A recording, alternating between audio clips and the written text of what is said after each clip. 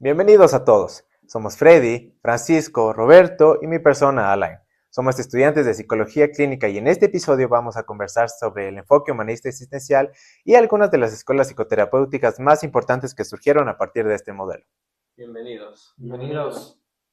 A lo largo del podcast también hablaremos sobre la terapia centrada en la persona de Carl Rogers, la logoterapia de Viktor Frankl y la terapia gestal de Fritz Perls. Además, analizaremos sus principales conceptos, técnicas, fortalezas y también algunas de las limitaciones dentro de la práctica clínica actual.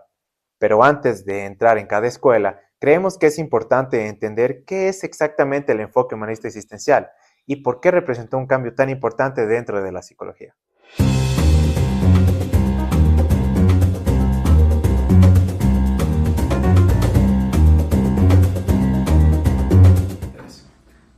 Bueno, Freddy y Elay, gracias por acompañarnos. Nosotros cuando analizamos el surgimiento del enfoque humanista existencial, es importante primero entender el contexto histórico en el que aparece. Durante gran parte de la primera mitad del siglo XX, la psicología estaba dominada principalmente por dos grandes corrientes: el psicoanálisis y el conductismo.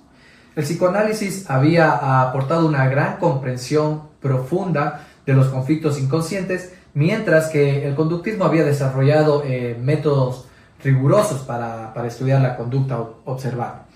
Sin embargo, varios autores comenzaron a señalar que ambas perspectivas estaban dejando los aspectos fundamentales de la experiencia humana. Ya va, Francisco, pero te pongo un ejemplo. Por favor. Resultaba difícil que se comprendan los fenómenos como la creatividad, la búsqueda del sentido, los valores personales o la libertad o la capacidad de crecimiento. Esto es como una respuesta a las limitaciones que comenzó a desarrollarse como una nueva forma, ¿me entiendes? Que el ser humano, desde una perspectiva más centrada a sus potencialidades y a sus déficits. Entonces, quiero que me comprendan. Y precisamente, como les comenta Roberto, Alain y Freddy, por esta razón, esta corriente empezó a ser conocida como la tercera fuerza dentro de la psicología. Algo que me parece muy interesante es que el humanismo no niega la existencia del sufrimiento psicológico. Tampoco plantea personas que siempre pasan de manera positiva o libre de conflictos. No, lo que propone es que incluso en medio del sufrimiento existe la posibilidad del crecimiento, el aprendizaje e incluso la transformación. Alain, Freddy, Pancho, Francisco, desde esta perspectiva les comento que una persona no puede reducirse únicamente a un solo diagnóstico o a una lista amplia de síntomas. Exactamente. Existe una historia, experiencias subjetivas, una capacidad de decisión que también puede ser comprendida desde la parte terapéutica. Eso es algo muy relevante en este caso sobre Sí, te doy la razón. Humanistas. Así.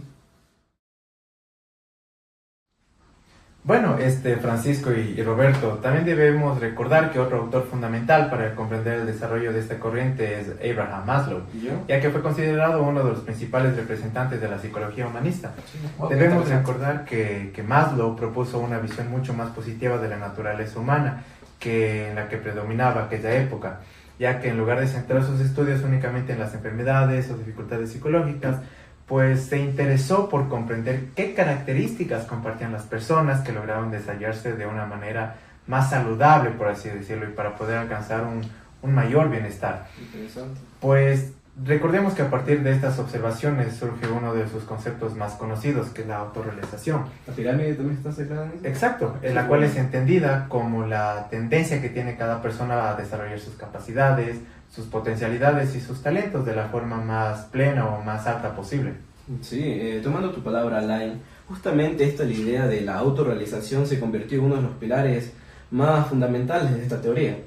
La premisa básica es que los seres humanos poseen recursos internos que pueden favorecer su crecimiento cuando las condiciones son adecuadas para su desarrollo, como dice la pirámide.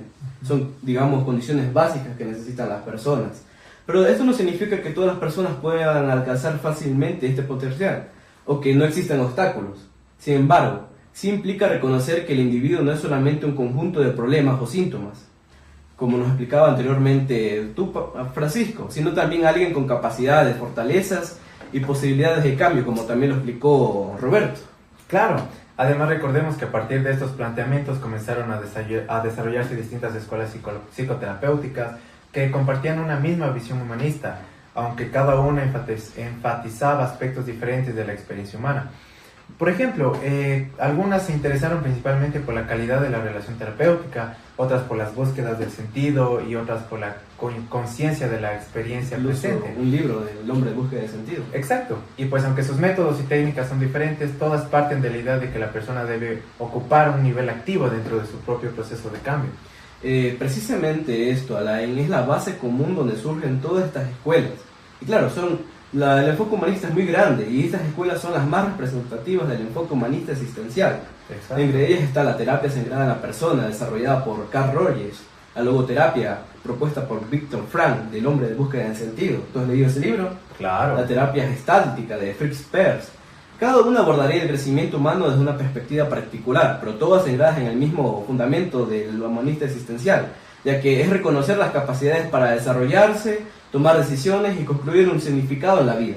Por ello, una vez que ya hemos revisado los fundamentos generales de este enfoque, podemos empezar a ir a discutir sobre cada escuela, incluso ir desarrollando, digamos, una visión crítica de las capacidades y de los obstáculos que tiene cada escuela en este enfoque humanista existencial. Exactamente. Ahora bien, Francisco, Alain, Freddy, les comento, la primera escuela que abordaremos es la terapia centrada en la persona.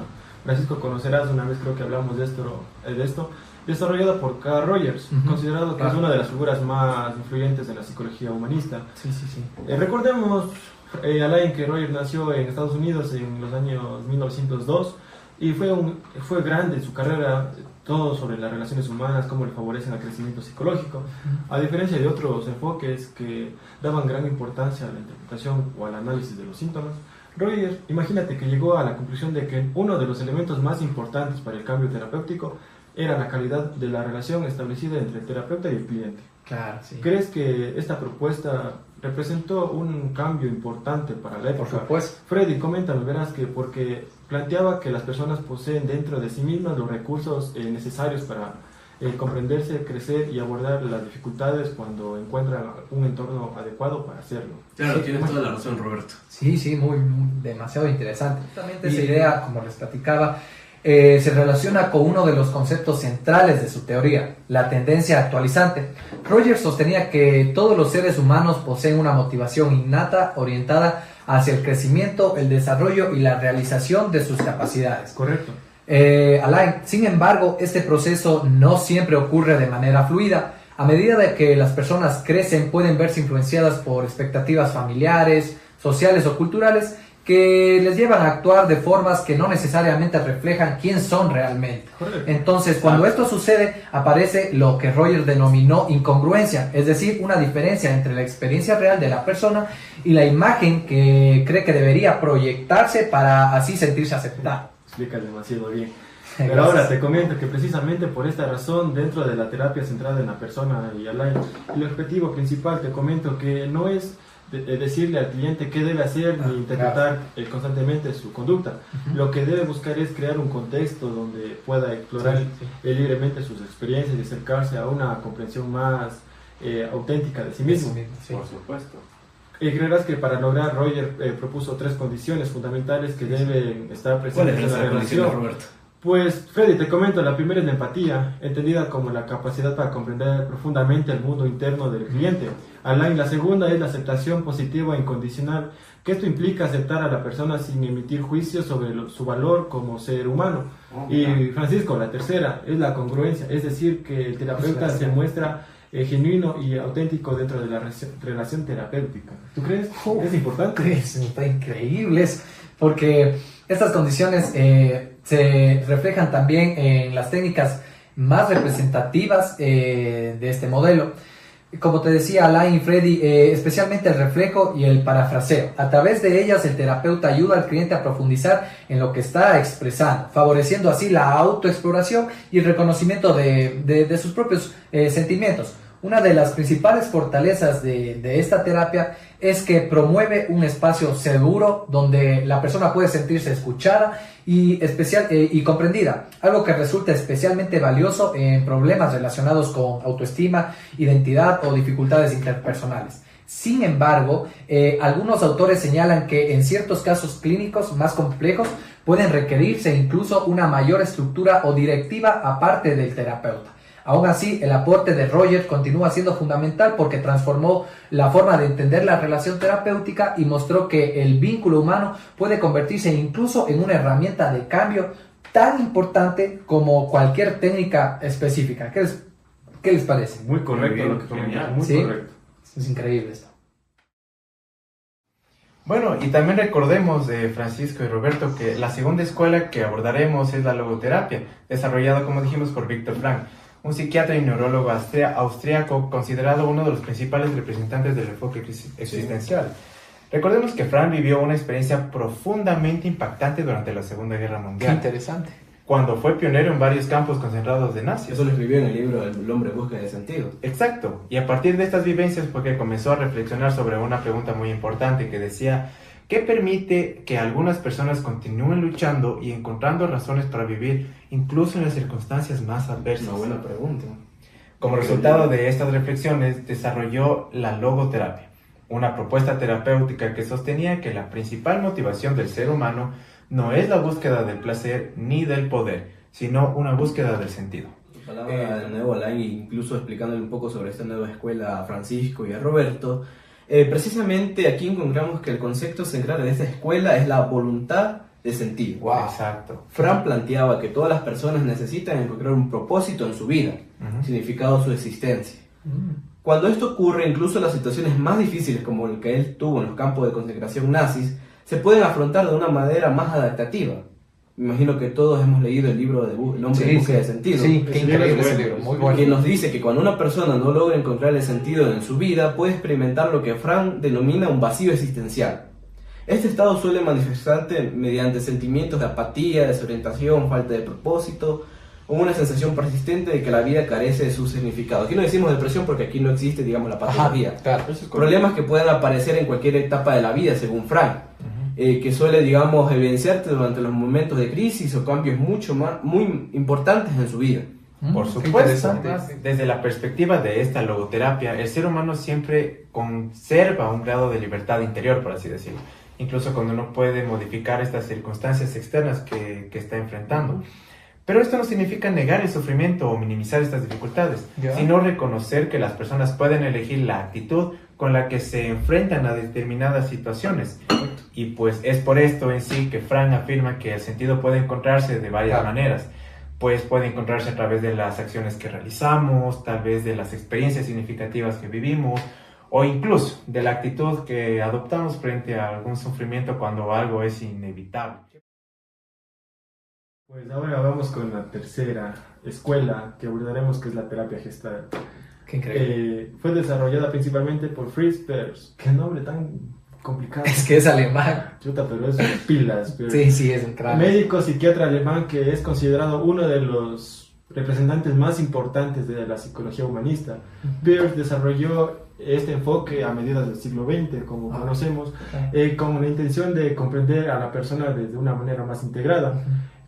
Consideró sus pensamientos, emociones, sensaciones corporales y la forma en que se relaciona con su entorno. No solo, digamos, la motivación o el sentido de vida. Exacto, Fred, exacto. Sí. Uno de los aspectos más característicos de la Gestalt es que ponen énfasis especial en la experiencia presente, mientras que algunas corrientes psicológicas se centran por gran parte de su atención en el pasado. Como el psicoanálisis. Sí, justo Exacto, eso el te iba a psicoanálisis decir. es parte Ajá. de esto. Peirce consideraba que el cambio ocurre cuando la persona toma conciencia de lo que está viviendo, Ajá. el aquí y el ahora. Escucharemos esto un Sí, millón de veces. Claro, y qué interesante, la verdad, Alain y Freddy, es una conversación tan increíble esta.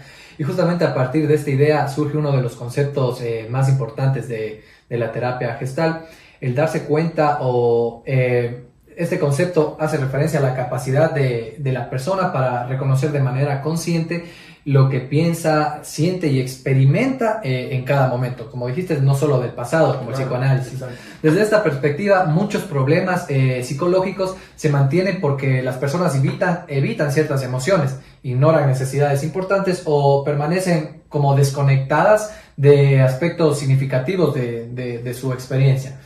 Es por ello que el objetivo terapéutico no consiste únicamente en analizar los problemas, sino en ayudar al paciente a tomar conciencia de sí mismo y asumir la participación más activa en su proceso de cambio. ¿Qué tal les parece? El darse cuenta es el insight en la terapia cognitivo-conductual. Exactamente, sí. Eso, perfecto. Sí. También hay otro concepto relevante dentro de esta escuela, que es la relación entre la figura y el fondo.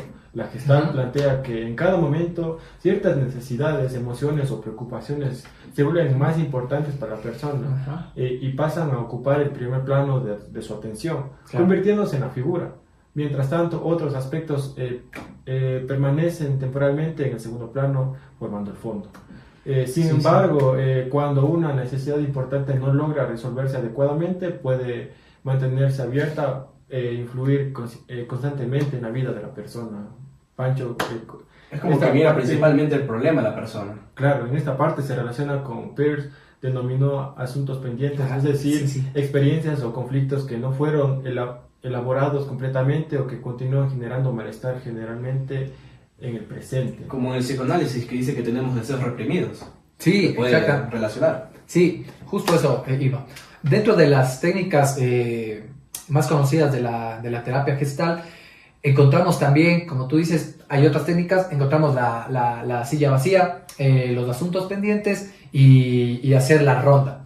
Probablemente la más conocida es la silla vacía, una técnica que permite trabajar las emociones, los conflictos o situaciones inconclusas mediante el diálogo simbólico entre el paciente y una persona significativa. Es muy bueno. Sí, o incluso entre parte de sí mismo. Una de las fortalezas de este enfoque es que favorece una conexión profunda con las emociones y promueve una mayor responsabilidad personal sobre la propia experiencia. Bueno, después de revisar estas escuelas podemos observar que el enfoque humanista existencial ha realizado aportes muy importantes en la psicología clínica. Y entre sus principales fortalezas destaca mucho la importancia que otorga la experiencia subjetiva de la persona a la relación tanto terapéutica y también al reconocimiento de aspectos que durante mucho tiempo fueron considerados incluso por parte de otros modelos. Claro. Cómo está la libertad, cómo está la autenticidad, mucha de vida, modelo, conocimiento humano, claro, es muchísimo.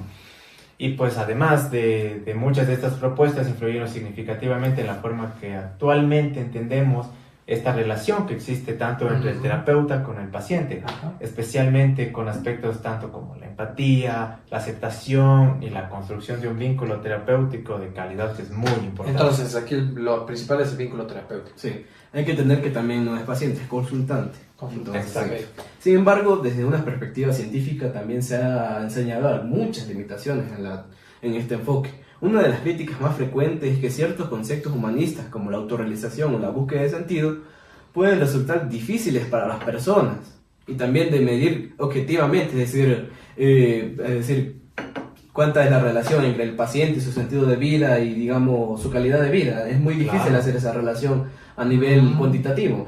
Entonces, algunos autores consideran que determinadas intervenciones humanistas presentan menores estructuraciones a comparación de modelos contemporáneos como los de tercera generación, los contextuales, la terapia cognitivo-conductual, la sistémica, que dan resultados un poco más complejos y más acomplejados al, digamos, la investigación científica. Claro, también al contexto clínico. Exacto. A pesar de estas observaciones, es importante señalar que muchas de las ideas desarrolladas por autores como Rogers, Frank, Peirce continúan teniendo mucha influencia en la actualidad de la práctica clínica.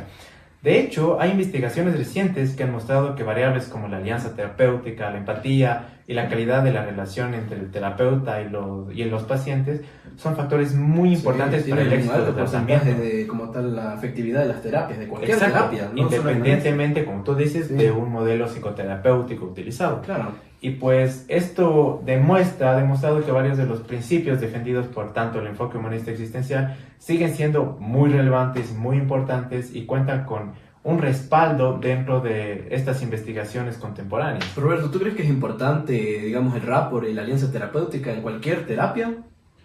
Claro, o sea, el rapport, o sea, llega esa confianza hacia el paciente, todo eso, por lo cual construyes lo que es Claro, la y asistencia. muchas de esas cosas es importante porque la efectividad de cualquier terapia sigue estando, digamos, en la relación terapéutica. Es decir, no podemos hacer técnicas, aplicar test o buscar sentido de vida, llegar a la autorrealización como nos dice Roger, Frank o Peirce, sin que haya, digamos, una alianza. Es decir, si el paciente no está, digamos, cooperando con toda esa sinceridad, no podemos tampoco, digamos, decir que la terapia cognitivo-conductual, la de última generación, están, digamos, teniendo una efectividad sin eso. Me alegra poder haber compartido con todos nosotros este tema tan importante sobre los varios autores muy importantes que ya los hemos mencionado, Sí. De aclarar varios aspectos sobre esta terapia, sobre este enfoque, perdón, y poder así también permitir a las personas conocer un poco más sobre algo que es tan utilizado. Sí, y no creo y espero que no sea la última vez que nos reunimos, ¿no? Claro Para que tocar no. estos temas tan importantes, yo desearía que nos volvamos a reunir porque sé que resolvemos muchas dudas que a veces tenemos, existenciales incluso, entonces yo creo que estamos formando un muy buen grupo y bueno, que se sigan dando estas reuniones para seguir solventando cualquier duda que haya. Bueno, nos despedimos, muchas gracias.